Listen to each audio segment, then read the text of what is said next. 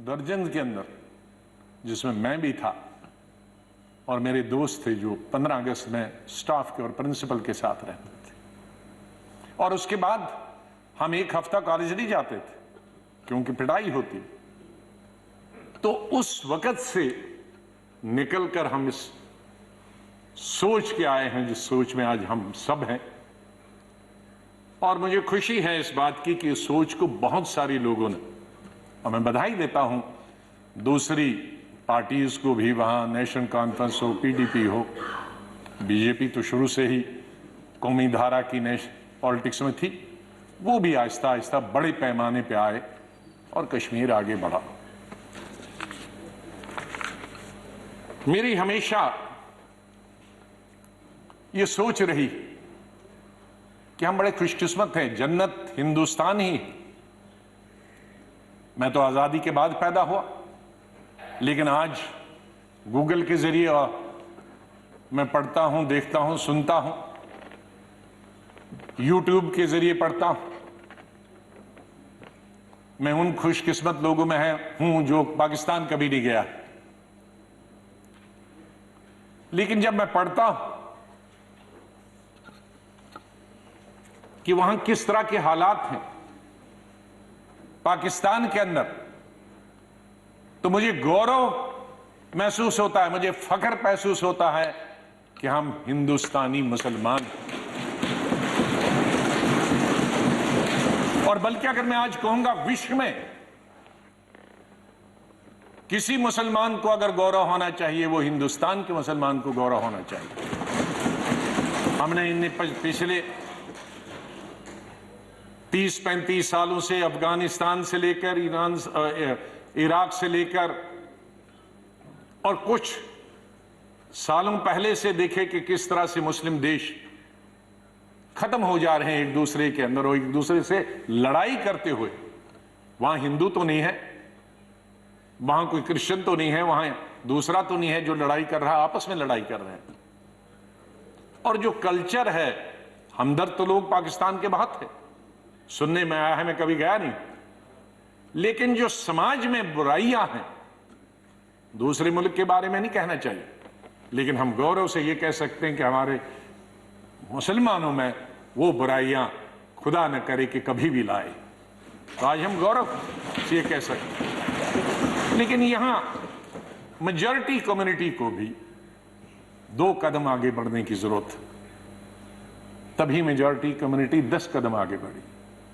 मेरी हमेशा ये सोच रहेगी, पता नहीं शमशेर सिंह जी ने मेरी कश्मीर की चीफ मिनिस्टर बनने के बाद पहली पब्लिक मीटिंग के बारे में कभी सुना है कि नहीं। मैं जब सीएम बना तो पहली पब्लिक मीटिंग सीएम के तौर पे, आपको आश्चर्य होगा कहां ली होगी, वो मैंने सोपुर में ली, जहां के सोपुर में कोई कई दशकों से पब्लिक मीटिंग कोई कर नहीं सकता, आज भी नहीं कर सकता।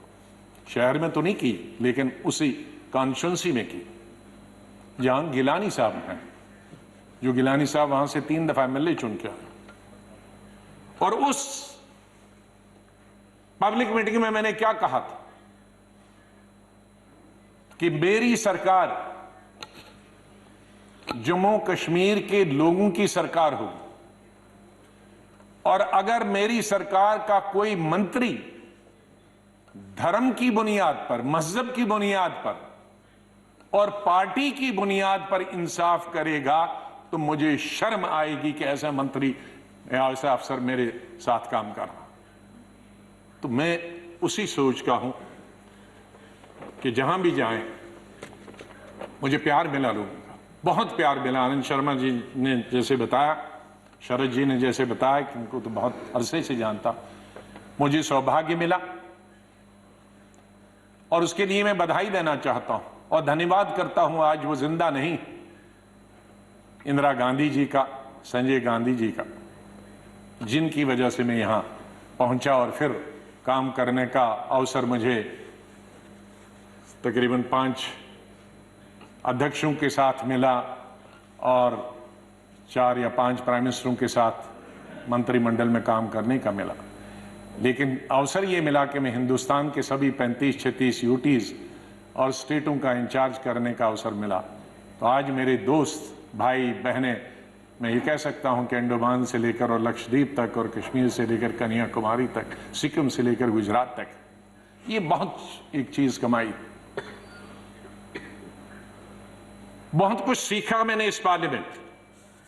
मुझे अवसर मिला पार्टी के जनशक्ति या मंत्री के रूप में, वो इंदिरा जी के वक्त में मिला, राजीव जी के वक्त में मिला, सोनिया गांधी जी के वक्त में वो अवसर उन्होंने मुझे प्राप्त कराया, राहुल गांधी जी के वक्त में, और मुझे शायद बहुत सारे कम लोगों को ये अवसर प्राप्त हुआ होगा कि जो अपनी उम्र से दुगने के लोग थे और बड़े लीडर थे, उनके साथ पार्टी की तरफ से मीटिंग करने का मौका मिला और पार्टी के साथ कई नेगोशिएशन करने का मौका मिला।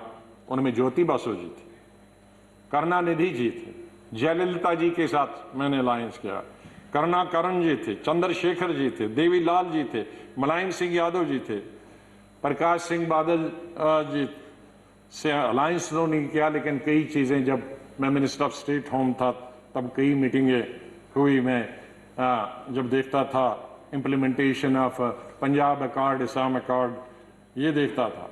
आई.के. गुजराल साहब से, शुभू सोरेन जी से, शाहब तंगल जी से, मुपनार जी से, फारूक साहब से, मुफ्ती साहब से, ये सब लोगों के साथ कई दफा, और यही वजह है कि यहां भी उसी तरह से मैंने चलाया। 3 प्राइम मिनिस्टरों के साथ में पार्लियामेंट्री अफेयर्स मिनिस्टर रहा। मैं उस बात को भूल नहीं सकता कि इंदिरा जी फोतेदार जी और हमें बताती थी, फोतेदार जी पॉलिटिकल सेक्रेटरी थे, मैं यूथ कांग्रेस का प्रेसिडेंट था, कहा जरा अटल जी से भी।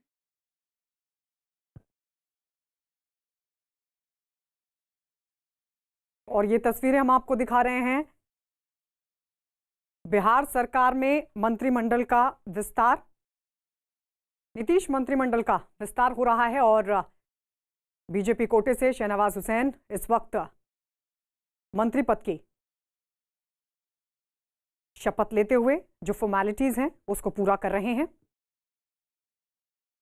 तो नीतीश कैबिनेट का विस्तार हो रहा है, ये तस्वीरें हम आपको दिखा रहे हैं। जेडीयू और बीजेपी कोटे से कई और चेहरे कैबिनेट में शामिल हो रहे हैं और इस सब के बीच शहनवाज हुसैन जो बिहार सरकार में शामिल हो रहे हैं, कैबिनेट मंत्री पद की शपथ उनकी तरफ से ली गई है। तो बिहार कैबिनेट का यह विस्तार हो रहा है, तस्वीरें आपके सामने।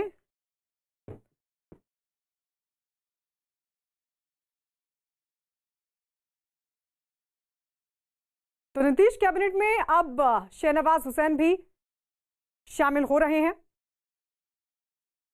बिहार का उनको अनुभव भी रहा है और इस सब के बीच अब उनकी तरफ से सरकार में भी अपनी भूमिका को निभाया जाएगा।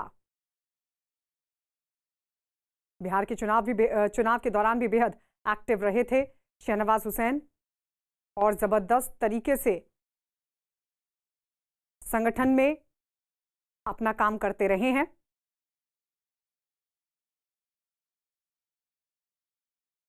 तो मंत्री पद की शपथ ली है शहनवाज हुसैन ने, जहां एक तरफ जेडीयू कोटे से और बीजेपी कोटे से कई चेहरे नीतीश कैबिनेट में शामिल हुए हैं। उनमें एक नाम शहनवाज हुसैन का, जिनकी तरफ से मंत्री पद की शपथ ली गई है और ये शपथ ग्रहण समारोह की तस्वीरें हम आपको दिखा रहे हैं। तो ये पहला मंत्रिमंडल विस्तार है नीतीश कैबिनेट का। चुनाव के बाद ये पहला मंत्रिमंडल विस्तार और इसमें शहनवाज हुसैन शामिल, शपथ ली है उन्होंने मंत्री पद की। कई चेहरे जेडीयू से भी इसमें शामिल हो रहे हैं और वहीं बीजेपी के भी कई चेहरे, और इस सब के बीच शहनवाज हुसैन की तरफ से मंत्री पद की शपथ ली गई। तो ये पहला कैबिनेट विस्तार।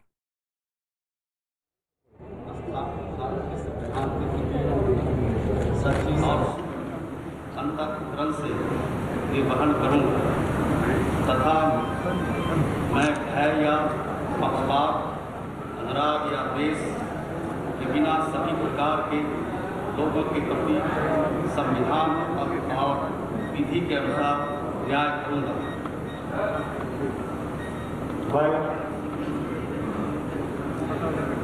श्रवण कुमार सत्यनिष्ठा से ज्ञान करता हूँ कि जो विषय बिहार राज्य के मंत्री के गुजर गया वो जो छोटा सा एक फसाना था, फूल थे, चमन थे, था आशियाना था, न पूछ उजड़े नशे मन की दास्ता।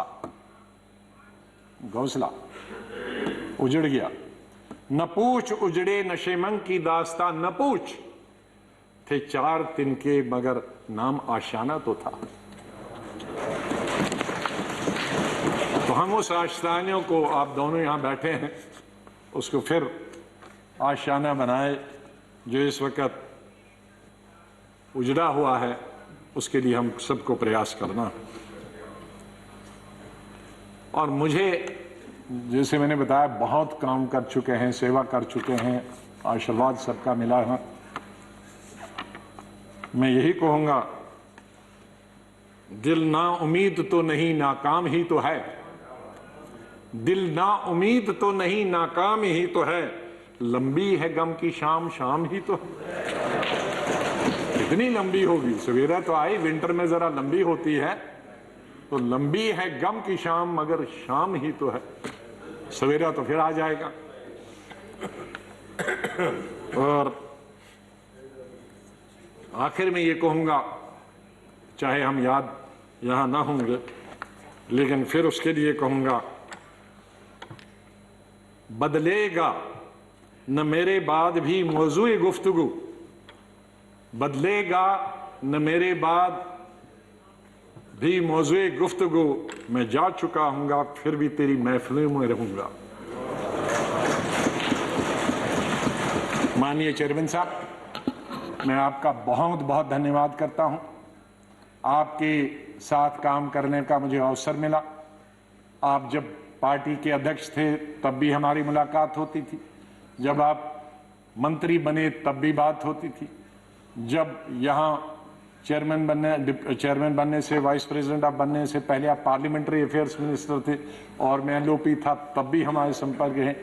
लेकिन जिस तरह का आशीर्वाद, जिस तरह का प्रेम, जिस तरह का प्यार आपका चेयरमैन के तौर पे मिला और वो जो गाइडेंस मिली, उसके लिए मैं हमेशा ऋणी रहूंगा। धन्यवाद करता हूं उसके लिए, और आपके स्नेह और प्यार के लिए मैं हमेशा धन्यवाद करता हूं। माननीय प्रधानमंत्री जी, कई दफा टोका टोकी हुई और आपने कभी बुरा नहीं माना। एलओपी के वक्त में बड़ी बड़ी लंबी स्पीचें आपकी हुई, मेरी हुई, खास करके राष्ट्रपति के अभिभाषण पर। उसमें लंबी तकरीर होती थी, कभी हम कुछ एलओपी की जिम्मेदारी करते थे, लेकिन आपने व्यक्तिगत तौर पर उसे कभी अपने खिलाफ नहीं लिया। हमेशा भी आपने पर्सनल कॉन्टेक्ट्स को और पार्टी की जो जिम्मेदारी है उसको दूर रखा। कभी ईद हो, दिवाली हो, बर्थडे हो, उसमें बराबर आपने कभी भी कमी नहीं की फोन करने की। सबसे पहले या तो मेरे पार्टी प्रेसिडेंट का आता था या आपका आता था। 2 आदमियों का तो अनिवार्य, हमारे प्रधानमंत्री और कांग्रेस प्रेसिडेंट मिसेस गांधी। और आपने हमेशा बताया कि कभी अपनी स्टेट के बारे में हो और कोई काम हो तो मुझे आप कभी भी बताना। मुझे याद है जब मैं राज्यसभा इलेक्शन लड़ने गया तो आपने कुछ कहा कि भाई आपको कुछ जरूरत है। मेरे का वो तो लड़ाई है, आपका कैंडिडेट है, मैं कैंडिडेट हूं, उसमें आप कुछ नहीं कर सकते। तो ये एक पर्सनल टच जो होता, आदमी भावुक हो जाता, आदमी सेंटिमेंटल हो जाता, आदमी इमोशनल होता। और मेरे संपर्क तो विपक्ष के साथ आज से नहीं, जब पहली दफा मैं एमओएस बना था तब से लेकर आज तक, क्योंकि हम मिलके ही देश को चला सकते हैं, लड़ाई करके, गालियां देकर नहीं। हम अपनी बात अपने भाषणों के जरिए कर सकते हैं। मैं आपका बहुत धन्यवाद करता हूं। मैं माननीय डिप्टी चेयरमैन साहब, मेरे यहाँ हम बेंचमेट रहे, वो हमेशा मुझे याद रहा। रहेगा। बहुत सिंपल आदमी है, स्ट्रेट फॉरवर्ड है। कभी कभी हम नाराज होते हैं स्ट्रेट फॉरवर्ड, लेकिन स्ट्रेट फॉरवर्ड हमेशा वो लोग नाराज होते हैं।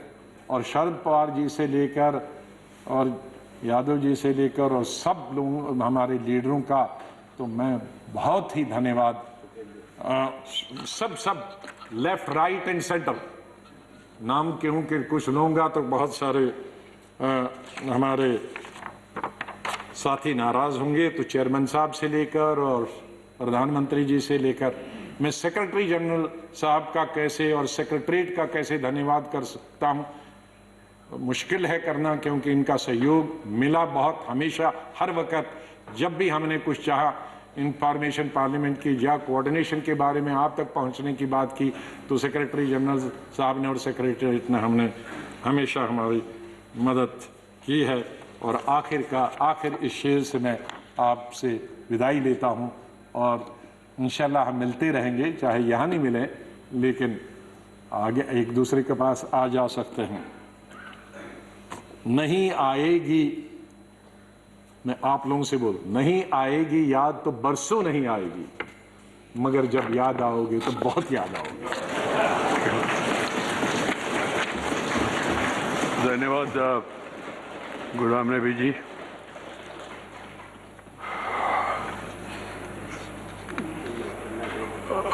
Friends, we have another important responsibility today, that is about statement by Minister.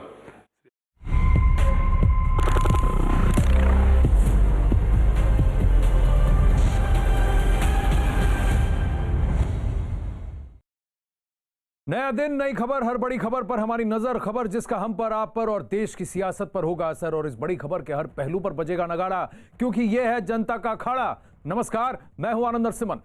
मेरे स्टेटमेंट के द्वारा सदन के समक्ष रखने के लिए मैं खड़ा हुआ हूं।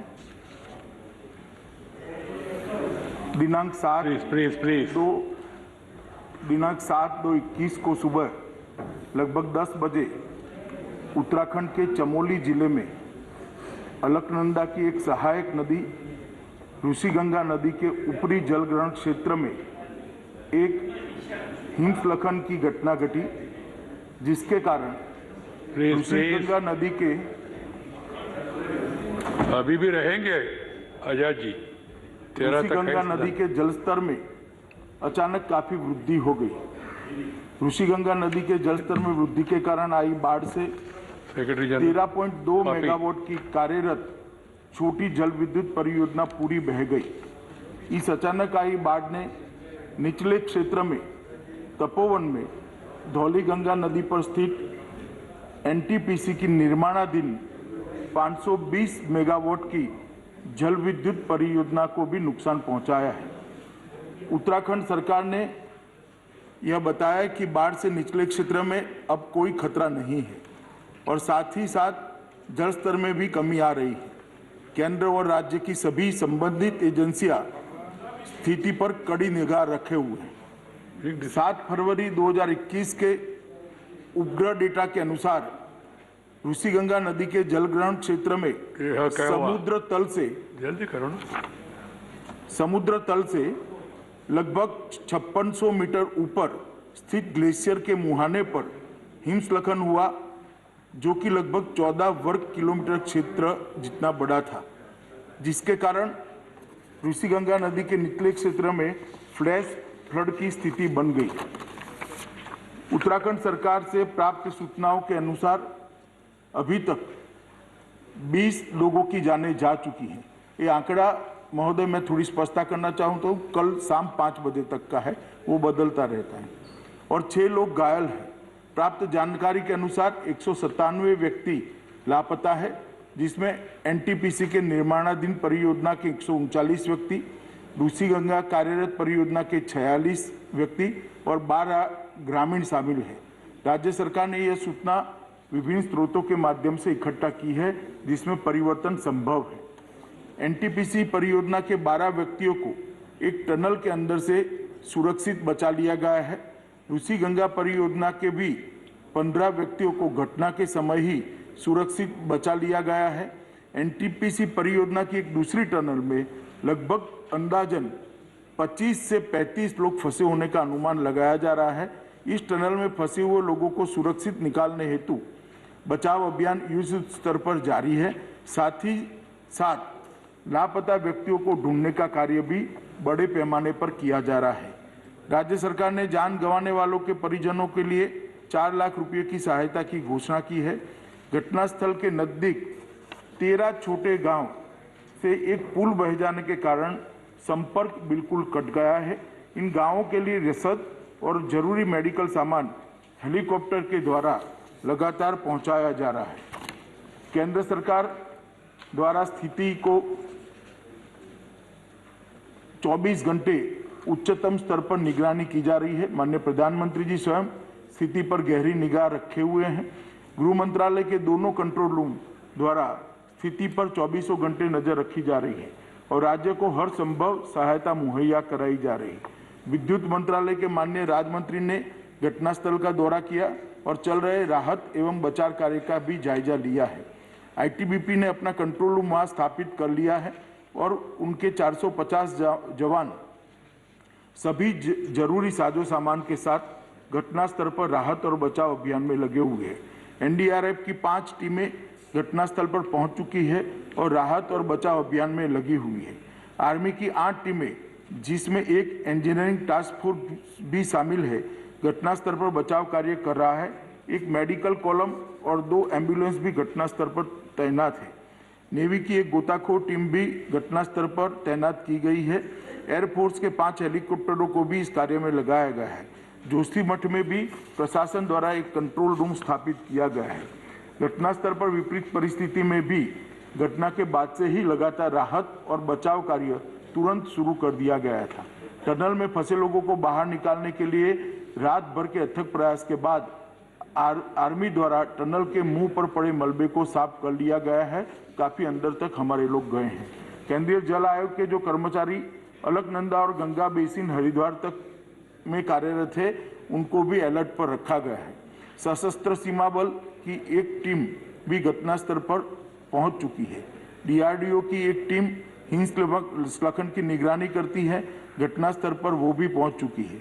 एनटीपीसी के सीएमडी भी घटनास्थल पर पहुंच चुके हैं। नेशनल क्राइसिस मैनेजमेंट कमेटी की मीटिंग 7 फरवरी को ही 4:30 बजे कैबिनेट सचिव की अध्यक्षता में हुई, जिसमें सभी संबंधित एजेंसियों को समन्वय के साथ काम करने और राज्य प्रशासन को सभी जरूरी सहायता उपलब्ध कराने के निर्देश दे दिए गए हैं। केंद्रीय एजेंसियों के साथ साथ जिला प्रशासन, पुलिस और राज्य आपदा प्रबंधन विभाग भी राहत और बचाव कार्य में जुटे हैं। एसडीआरएफ की 2 टीमें भी राहत में और बचाव में कार्यरत है। राज्य स्वास्थ्य विभाग की 7 टीमें, 8 एम्बुलेंस मुख्य स्वास्थ्य अधिकारी के साथ मौके पर मौजूद है।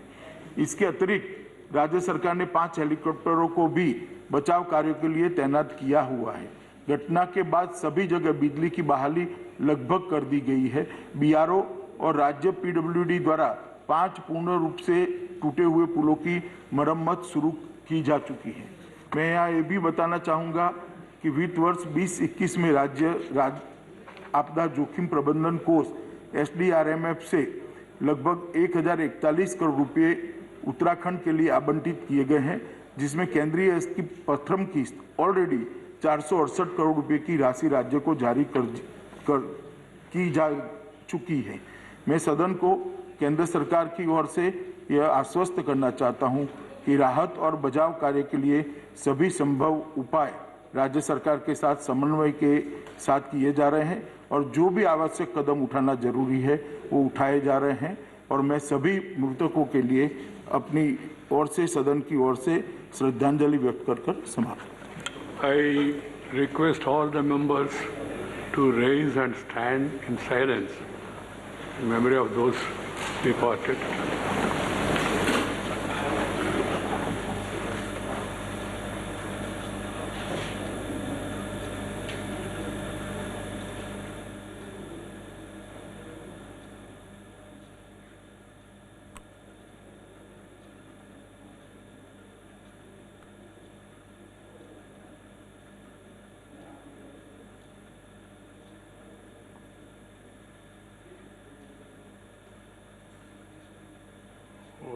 Shanti, Shanti, Shanti.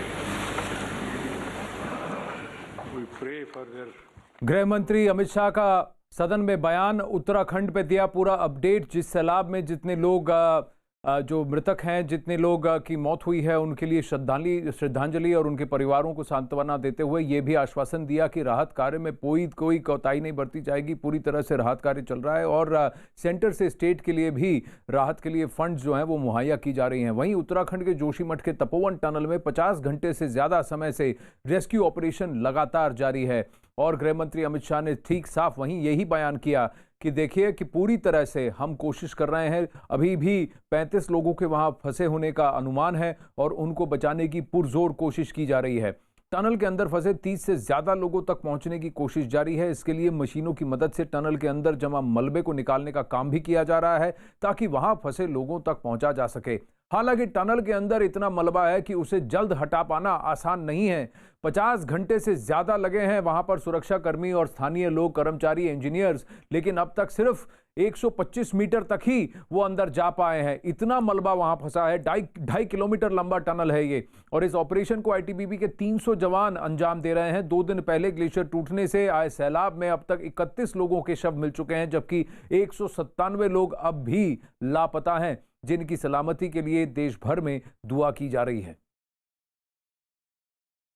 2 मलबे में और मिल गई, बल्कि तीसरी भी दिख रही है, तो 3 हो गई, तो 29 हो गई टोटल डेड बॉडीज जो रहने के मलबे से मिली।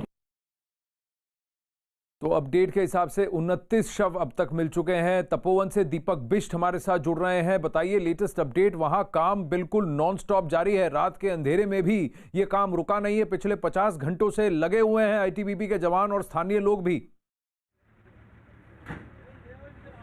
बिल्कुल, देखिए आनंद, यहाँ पर जो हालात हैं, यहाँ पर सभी तरह के यहाँ पर जवानों को लाया गया है, चाहे वो आईटीबीपी हो, एसडीआरएफ, एनडीआरएफ और सेना।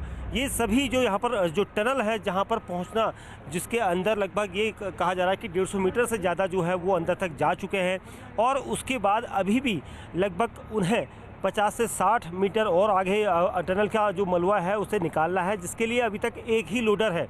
यहाँ पर ये कहा जा रहा है जो कर्मचारी हैं, जो लोडर चला रहे हैं, लोडर यानी कि जेसीबी मशीन जो मलबा खींच कर ला रही है, उसे समय लग रहा है। यहाँ के लोगों का कहना है कि कुछ लोडर और बढ़वा दिए जाए। अगर जिस तरीके से यहाँ पर जो लोडर हैं वो ख़राब हो जा रहा है, क्योंकि उसको वो बार बार गर्म हो जा रहा है और इसकी वजह से अगर दूसरे लोडर को यहाँ पर एक आध लोडर और आसपास से बुलाया जा सके तो उससे सुविधा हो जाएगी, क्योंकि एक मशीन 24 घंटे काम नहीं कर सकती। और यही वजह है कि यहाँ पर सेना है, प्रशासन का अमला है, सभी कोशिश कर रहे हैं कि जल्द से जल्द मलबा निकाला जा सके, लेकिन अभी भी कई घंटे यहाँ पर लगने हैं, क्योंकि जो मलबा है वो काफ़ी ज़्यादा है और 2 से 3 दिन यहाँ पर लग सकते हैं। पहले 1 से 1.5 हफ्ता कहा जा रहा था, लेकिन जो रूट है वो काफ़ी लंबा है। सबसे अहम चीज़ जो टनल है, मेन टनल के अंदर 27 आदमी एक जगह पर काम कर रहे थे, जिसके पास पहुंचने के लिए अभी 50 से 60 मीटर की दूरी और इन्हें मलबा हटाने की है, जो आज रात तक काम चलेगा। वहीं दूसरी तरफ 3 आदमी उससे 1300 मीटर आगे है और टनल के अंदर ये 30 आदमी है। बाकी जो लोग और लापता है उनकी लिस्ट जारी कर चुकी है, लगभग 150 से ज़्यादा लोग लापता है। तो ये मिसिंग आंकड़ा जो है उसको पूरा करने में काफ़ी समय लग सकता है।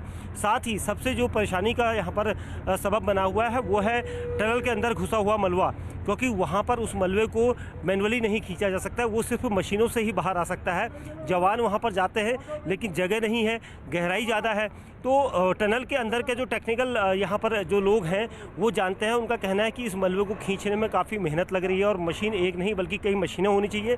लेकिन प्रशासन से उन्होंने हालांकि कहा है अभी तक सिर्फ एक मशीन है और एक सेना की तरफ से यहाँ पर क्रेन है, क्योंकि मजबूत मशीनें होंगी तभी ही इस पूरे मलबे को यहाँ पर जो टनों के हिसाब से मलबा इस नदी में गिराया जा रहा है, क्योंकि अंदर से खींचकर ये सैलाब जो अंदर गया था उसे खींचकर बाहर किया जा रहा है। तो कुल मिला के यहाँ कहना होगा आनंद कि अभी वक्त काफ़ी ज़्यादा है और ये भी अभी सुनने में आया कि शायद एक शव और अभी मिला है, जो ताज़ा जानकारी मिलकर आ रही है। तो आंकड़ा जो है वो बढ़ेगा, लेकिन अभी भी मिसिंग की संख्या जो है बहुत ज़्यादा है। जो कर्मचारी हैं वो दूर दराज के, चाहे वो उत्तराखंड के या बिहार या पश्चिम बंगाल, छत्तीसगढ़, यहाँ के ज़्यादा लोग हैं।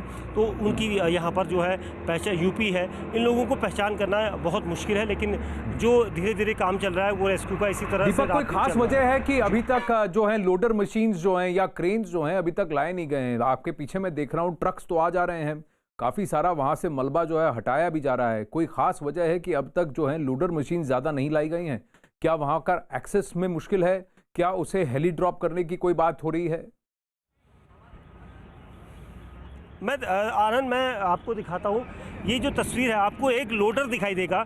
जो सामने लोडर है वो लोडर से ही यहाँ पर काम किया जा रहा है। यही एक मुख्य लोडर है जिसके जरिए ये सारा मलबा बाहर लाया जाता है। अगर प्रशासन की तरफ से यहाँ पर बहुत सारे हाइड्रो प्रोजेक्ट्स हैं, अगर कुछ लोडर्स और मंगवा दिए जाएं तो लगातार कुछ घंटों में काम को जो है दूसरे लोडरों को बांट दिया जाएगा। और यही यहाँ पर के जो लोग हैं वो चाहते हैं, क्योंकि सबसे ज़्यादा परेशानी उसी की हो रही है। अगर वो 3 घंटे कंटिन्यू काम करता है तो उसके बाद उसे रिलैक्स लेना यानी रोकना ज़रूरी हो जाता है, क्योंकि उसका ऑयल जो है वो काफ़ी हीटिंग में आ जाता है, इंजन गर्म हो जाता है और इसकी वजह से देर हो रही है। तो यहाँ पर जो उत्तराखंड सरकार है, यहाँ के लोगों का कहना है कि लोडर बढ़वाएं, क्योंकि आसपास कई सारे हाइड्रो प्रोजेक्ट्स हैं जहाँ से ये लोडर आ सकते हैं, क्योंकि वहाँ पर इस तरह के लोडर मौजूद रहते हैं। तो इस तरह के अगर लोडर यहाँ पहुँचते तो जल्दी होगी और ये सारा मलबा जो है बाहर निकाला जा सके, ताकि लोगों को बचाया जा सके। इस मलबे को निकाल कर कहाँ पे ले जाया जा रहा है? क्योंकि जैसे आपने कहा टनों मलबा है, तो क्या इसे नदी में बहाया जा रहा है या इसे कहीं और दूर ले जाया जा रहा है? क्योंकि ट्रक्स भी जा रही हैं जिनके अंदर मलबा लोड होकर उनको वहां से यहाँ से निकाला जा रहा है। और जिस तरह से ये काम चल रहा है, ऐसा लग रहा है कि काफी मेहनत लगने वाली है और इसमें समय लगने वाला है। 50 घंटे से ज्यादा में अब तक 150 मीटर तक ही पहुंच पाए और आप कह रहे हैं कम से कम 200 से 225 मीटर तक जाना होगा ताकि उन 25-27 एनटीपीसी के कर्मियों तक ये पहुंच सके। बिल्कुल, देखिए आनंद, मैं दिखाना चाहूँगा मैं थोड़ा नज़दीक दिखाना चाहूँगा। मेरे कैमरा पर्सन कमलदेव यहाँ आए। जो मैं बताऊं आपको कि जो मलबा जो निकल कर आ रहा है वो इस नदी में फेंका जा रहा है, क्योंकि ये मलबा देखिए इस तरह का मलबा है और इसको सब यहाँ पर जो नदी है उसमें फेंका जा रहा है। और यहाँ से आप दूरी तक देखेंगे, क्योंकि समस्या सबसे ज़्यादा है ये लोडर है, इसको अंदर जाने के लिए एक जगह चाहिए और जो मलबा है वो नदी में इसलिए फेंका जा रहा है क्योंकि टनों के हिसाब से मलबा अंदर से निकल रहा है। और कोशिश यहाँ पर यही है कि इस मलबे के जितनी बार इसे बाहर निकाला जाएगा उतनी जल्दी अंदर की जो है ग्रेविटी देखी जाएगी। और यहाँ पर सबसे बड़ी परेशानी इसी मलबे को लेकर है, क्योंकि काफ़ी ज़्यादा मलबा अंदर घुसा है। टनल काफ़ी गहरा और ऊंचाई उसकी लगभग ये बताया जा रहा है कि 8-9 मीटर ऊंचाई थी और चौड़ाई भी उसी तरीके से थी। कई ट्रक जो है, जो एक लोडर है वो एक बार में एक ही अंदर जा सकता है और यही वजह है कि लोडर अगर एक्स्ट्रा होगा तो एक लोडर को रेस्ट दिया जाएगा और दूसरा लोडर काम करेगा। तो यहाँ पर अभी एक ही लोडर से काम करवाया जा रहा है, जिसके बाद ये कहा जा रहा है कि अगर लोडर की संख्या बढ़ाई जाए तो जल्द से जल्द इस मलबे को निकाला जा सकता है। और देखिए वो नदी की तरफ मैं दिखाना चाहूँगा आनंद, वो आपको जो यहाँ पर मलबा दिखाई दे रहा है ये मलबा उसी का है। इस मलबे को यहाँ फेंका जा रहा है जो अंदर से खींच के लाया जा रहा है।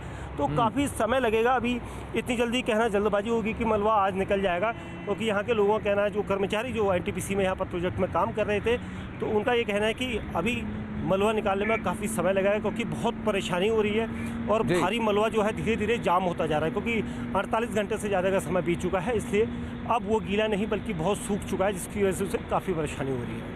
जी दीपक, आप मेरे साथ बने रहिए। दीपक रावत भी हमारे साथ अभी जुड़ेंगे थोड़ी देर में, वहीं तपोवन से ही, जहां एक हेलीपैड के पास वो हमारे साथ जुड़ रहे हैं कि वहां कौन आ रहे हैं राहत कर्मी और किस तरह से वहां पर निरीक्षण हो रहा है और स्टेट का क्या इन्वॉल्वमेंट है, क्योंकि मुख्यमंत्री त्रिवेंद्र रावत भी कंटिन्यूअस अपडेट ले रहे हैं। अभी टनल के अंदर जिंदगियां फंसी हुई हैं, उन तक पहुंचने की कोशिश लगातार जारी है। और जैसे दीपक बता रहे थे कि एक मशीन टनल के अंदर जाती है और मलबा लेकर बाहर आती है और इसे लोडर कहते हैं।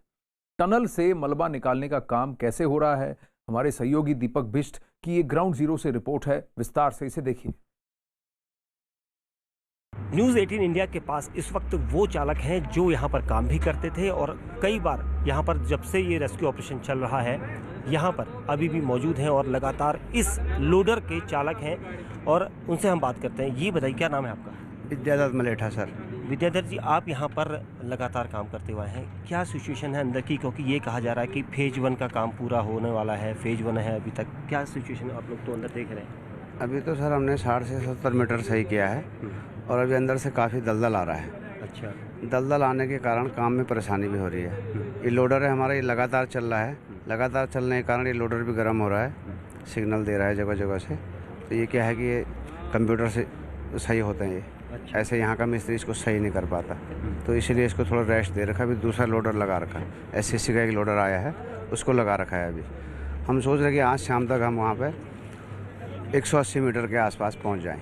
अच्छा सर, ये बताइए कि कितने लोग वहाँ पर अंदर हो सकते हैं, क्योंकि आप तो यहाँ पर उस दिन होंगे शायद काम कर रहे थे। हमारे 27 आदमी बता रहे हैं, 3 आदमी SCC के हैं, टोटल 30 आदमी हैं वहाँ अंदर। अच्छा, आईटीबीपी और आर्मी का कहना है कि हम फेज़ 1 में पहुंच चुके हैं। ये फेज़ 1 क्या कह सकते हैं इसको? फेज़ 1 में पहुंचने के लिए अभी कम से कम हमको 70 से 80 मीटर और जाना पड़ेगा, तब जाके हम फेज़ 1 में पहुंचेंगे। अभी तो बाहर से लोग अनुमान लगा रहे हैं, हम लोग तो वहाँ पे काम कर रहे हैं, हमको पता है कि वहाँ की स्थिति क्या है। 60 से 70 मीटर के बाद हम फेज़ 1 में पहुँचेंगे। अच्छा जी, ये कहा जा रहा है कि ये टनल 220 मीटर से ज़्यादा लंबा है। किस तरह का टनल है, थोड़ा सा ये बताइए सर हमें। ये टनल सर क्या है कि बैराज से 4 टनल आती हैं हमारी छोटी छोटी, उनको बोलते हैं एसएफटी सिल्ट। वहाँ से सिल्ट जाने का काम करता था ये टनल। इसके यहाँ से निकलने के बाद इस सिल्ट को नदी में जाना था दोबारा। अभी ये टनल बीच में बचा है 60 मीटर, अभी इसका काम पूरा नहीं हुआ। 60 मीटर का इसका बचा हुआ बीच में, और जब ये 4 टनल जाती है तो फिर आगे जाके ये एक हो जाती हैं। फिर इसमें एक टनल इधर से एंट्री पॉइंट है जहाँ पे हमको भी पहुँचना है, वो टनल है 90 मीटर का। इसको साफ़ करने के बाद 90 मीटर हमने वो देखना है, वहाँ ये बड़ी मशीन नहीं जा पाएगी, वहाँ के लिए छोटी मशीन चाहिए। फिर 90 मीटर के बाद वो आदमी वहाँ पे काम कर रहे हैं, जंक्शन पॉइंट बोलते हैं उसको। उस जंक्शन पे वो आदमी काम कर रहे थे, वहाँ पे स्कॉर्पियो गाड़ी है, बोलेरो है और जेसीबी मशीन है वहाँ पे। अच्छा, ये बोलेरो गाड़ी वगैरह क्या एजीएम साहब वहाँ पर सर्वे के लिए अंदर उस दिन पहुँचे थे? बोलेरो गाड़ी जीत साहब के, हमारे ठाकुर साहब हैं, एजीएम साहब हैं वो। और स्कॉर्पियो गाड़ी धीमान साहब की है, वो सहारनपुर के हैं, उनका भी काम चल रहा था यहाँ पर। धीमान साहब क्या करते हैं? धीमान साहब का गैंड्री का काम है, टनल को पक्का करने के लिए एक मशीन आती है, वो भी मिसिंग है। वो भी वही हैं सर, अभी फंसे हुए हैं वो। किस जगह पर आप लोगों को उम्मीद लग रही है, कहाँ पर फंसे हैं? जंक्शन पॉइंट पे। वहाँ पर सिचुएशन किस तरह की है? क्या वहाँ पर बड़ा सा हॉल है, क्या है वहाँ पर? क्या है कि थोड़ा है, तो ये जो 90 मीटर की टनल जा रही है वहाँ पर डाउन है, लेकिन जो अप स्ट्रीम है, जो बैराज से हमारी टनलें 4 आ रही हैं, वो 4 का वहाँ पर एक हो जाता है, उसको हम अप स्ट्रीम बोलते हैं, चढ़ाई की तरफ को। तो हमें उम्मीद है अगर वो आदमी वहाँ पे काम कर रहे होंगे तो वो सुरक्षित होंगे, बस यही उम्मीद हम लगा रहे हैं। इसी उम्मीद से हम काम कर रहे हैं रात दिन करके, कि अगर जो आदमी जिंदा है तो वो बाहर आ जाए। जंक्शन में कितने लोगों की उम्मीद आप लोगों को है वहाँ पर? 27 लोग जंक्शन पे हैं। वहाँ पर ऑक्सीजन लेवल है, मिलती है ऑक्सीजन? ऑक्सीजन लेवल तो जैसे भी हम टनल में हम काम कर रहे हैं तो हवा तो थोड़ा बहुत है, लेकिन अगर ये गर्त जो अंदर को मलबा जब गया होगा तो क्या वो उस जंक्शन तक नहीं पहुँच सकता? पहुँच भी सकता सर, एक तो वहाँ पानी बहुत ज़्यादा आता है। अच्छा, अंदर का सारा सिस्टम तो बंद हो गया है, वहाँ पर सेकेंड में 8 इंच का पानी आता है, तो हमारे टनल को भरने में 24 घंटे लगते हैं पहले जब हम काम करते थे, और एससीसी के टनल में 14 इंच का पानी आता है, तो ये सारे सिस्टम तो बंद हो गए। तो इसीलिए हम लगे हैं कि अगर उनको थोड़ा सा हाइट मिल गया होगा, बोलेरो गाड़ी या जेसीबी के ऊपर चढ़ गया, एक तो वहाँ लाइट भी नहीं है, किसी का मोबाइल बचा है कि नहीं बचा है, टॉर्च का सेल है कि नहीं है, अब 2-3 दिन हो गए हैं। नेटवर्क से कोई कनेक्शन नहीं? नेटवर्क तो वहाँ बेस फोन का लाइन होता था, वो लाइन कट गया।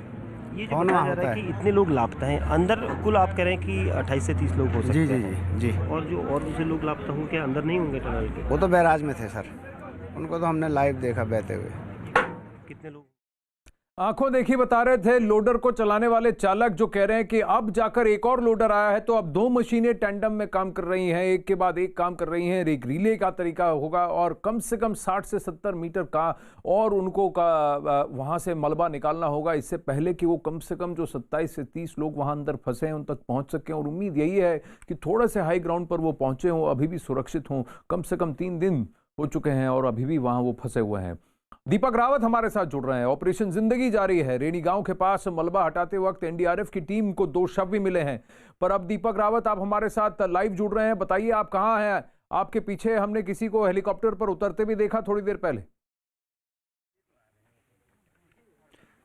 जी, इस वक्त तपोवन में जो अस्थाई हेलीपैड बनाया गया है उसकी हम तस्वीर आपको दिखाते हैं। ये वो जगह है जहाँ पर हेलीपैड बनाया गया है, और यहाँ पर आप जो लोग देख रहे हैं आनंद, ये दरअसल वो लोग हैं जो कि उन दूर दराज के गाँव के रहने वाले हैं, जो अब बिल्कुल जिनकी कनेक्टिविटी खत्म हो चुकी है और पूरा का पूरा पुल जो है वो टूट चुका है। ऐसे में वहाँ तक जाने का एकमात्र ऑप्शन जो बचता है वो है हेलीकॉप्टर। हालांकि आज जो एनडीआरएफ और एसडीआरएफ की टीम है वो एक ब्रिज तैयार कर रही हैं, एक टेम्प्रेरी ब्रिज तैयार किया जाएगा ताकि जो उधर के लोग हैं इधर आ सके, इधर के लोग उधर जा सके। लेकिन तमाम जो चीज़ें फिलहाल हो रही हैं, चाहे वो राहत सामग्री की बात करें या फिर जिन लोगों को ज़रूरत के तौर पर वहाँ घर तक जाना है उन लोगों की बात करें, तो फिलहाल हेलीकॉप्टर की मदद से इनको भेजा जा रहा है। तो इनका नंबर अभी लगा है, थोड़ी देर बाद हेलीकॉप्टर आएगा, इनको उनके गाँव पहुँचाएगा। और आप पीछे देखिए एक तस्वीर और आपको दिखाते हैं, ये राहत सामग्री है, ये इसी तरीके से इसमें राशन है और यही ज़रूरत का सामान है। लालटेन भी रखी हुई है क्योंकि वहाँ पर लाइट नहीं है, लाइट की प्रॉब्लम है, इसलिए लालटेन भी रखी हुई है, सोलर सिस्टम है, और ये तमाम चीज़ें जो है इसी तरीके से हेलीकॉप्टर की मदद से आगे भिजवाई जा रही है।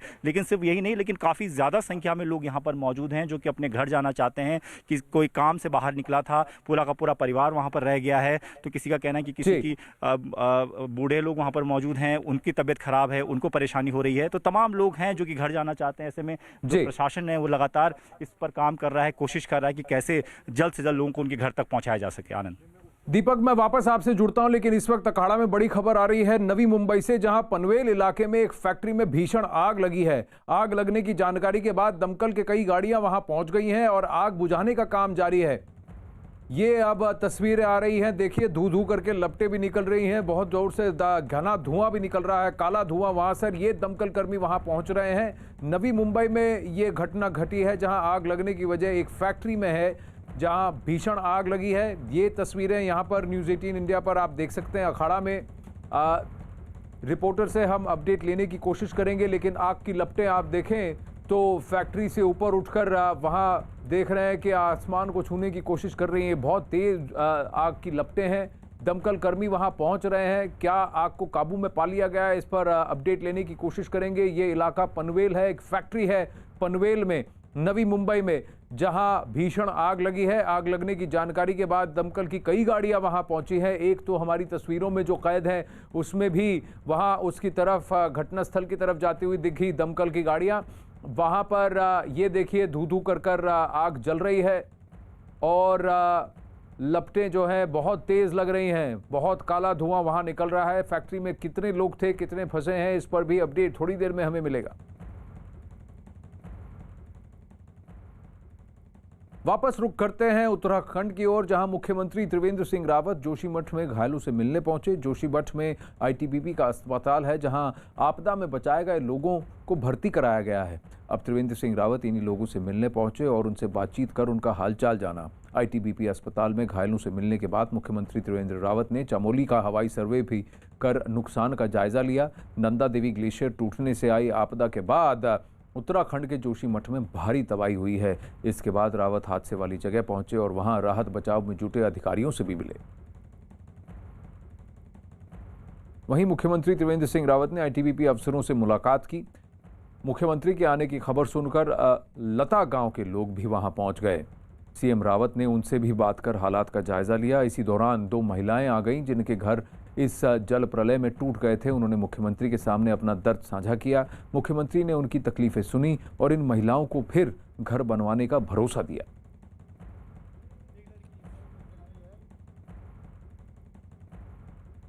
देखिए, अभी यहाँ पर जो गांव के स्थानीय लोगों से जो जानकारी मिली है तो मुख्य चीज़ होती है पहले राशन। तो राशन का यहाँ पर अभी कोई अभाव है, ऐसी कोई शिकायत नहीं है। दूसरा मेडिकल स्वास्थ्य, तो स्वास्थ्य की दृष्टि यहाँ पर डॉक्टर्स की टीम अपना काम कर रही है।